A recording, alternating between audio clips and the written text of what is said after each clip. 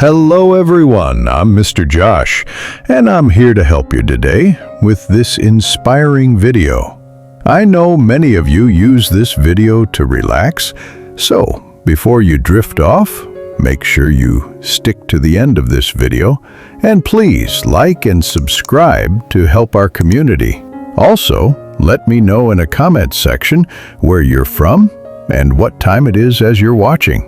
Imagine being born a prince with gold at your feet, servants at your call, and a life free from pain. But one day, you walk away from it all, not for power, not for fame, but to understand why people suffer and how to end it forever. This is the true story of a man who challenged the most powerful religion of his time. A man whose simple yet bold ideas shook the foundation of ancient India and created a new spiritual path that still changes lives today. This is the journey of Siddhartha Gautama, the prince who became the Buddha.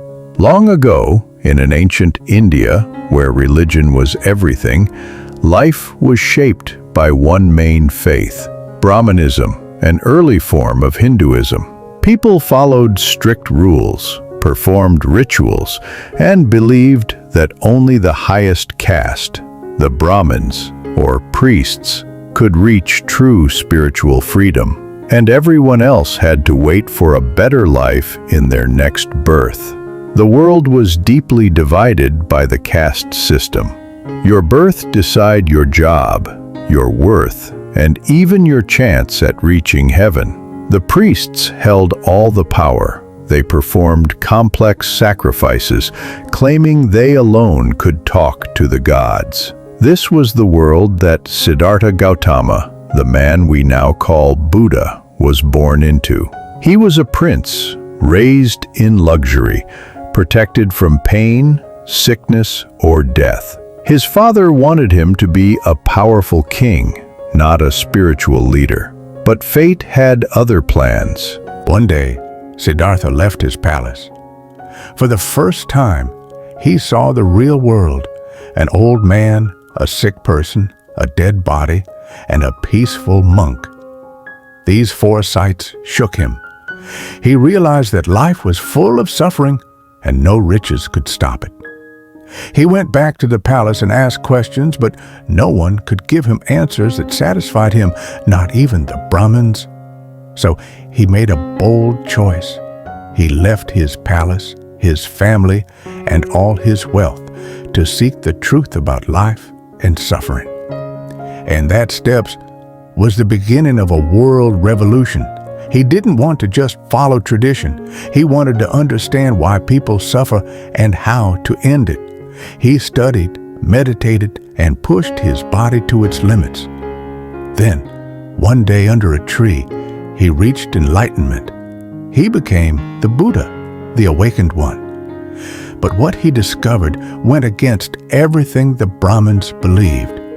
In Hinduism, karma meant your actions, especially rituals, decided your future. Good rituals meant good rebirths. Bad actions meant suffering. But the Buddha taught something different. He said karma is not about rituals, it's about intention.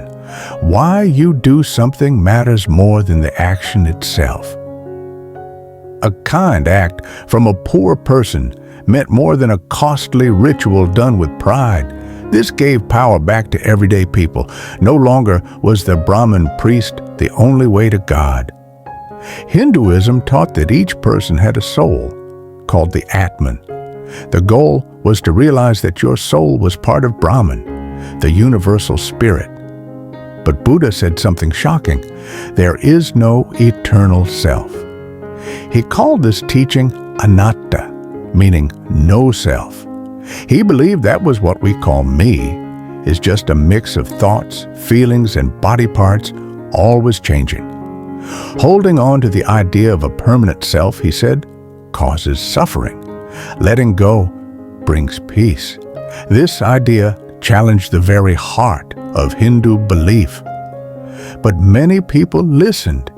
especially those who felt left out of the strict caste system.